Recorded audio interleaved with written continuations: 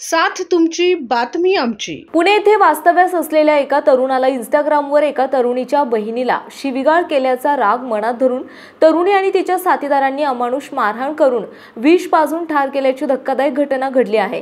साईनाथ गोरक्षनाथ काकडे असे मृत तरुणाचे नाव असून ही घटना 10 मे रोजी सकाळी ते दुपारच्या दरम्यान अहिल्यानगर जिल्ह्यातील कोपरगाव तालुक्यातील कोकमठाण शिवारात घडली। मृत साईनाथ काकडे याचा भाऊ महेश गोरक्षनाथ काकडे यांनी कोपरगाव शहर पोलीस ठाण्यात दिलेल्या फिर्यादीनुसार साईनाथ आणि रुपाली संजय लोंढे हे एकमेकांना ओळखत होते आणि दोघेही वेगवेगळ्या ठिकाणी पुण्यात राहत होते। साईनाथने रुपाली लोंढेच्या वहिनीला इंस्टाग्रामवरून मेसेज करून शिवीगाळ केली होती।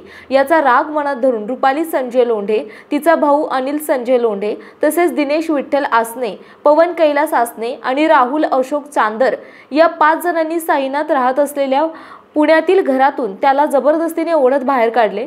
त्यानंतर आरोपींनी साईनाथला एका गाडीमध्ये टाकून कोपरगाव तालुक्यातील कोकमठाण शिवारात आणले। तेथे त्याला अमानुष मारहाण करण्यात आली आणि त्यानंतर त्याला विषारी औषध पाजून त्याची हत्या करण्यात आली।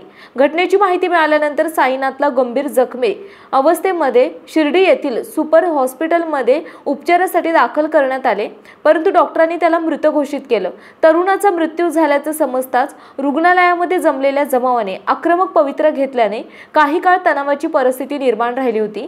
या प्रकरणी 5ही आरोपींविरुद्ध कोपरगाव शहर पोलीस ठाण्यात हत्येचा गुन्हा दाखल करण्यात आला आहे। आपल्या परिसरातील महत्त्वाच्या बातम्या पाहण्यासाठी जय हिंद टाइम्स चॅनलला YouTube वर सबस्क्राइब करा आणि बेल आयकॉन प्रेस करा।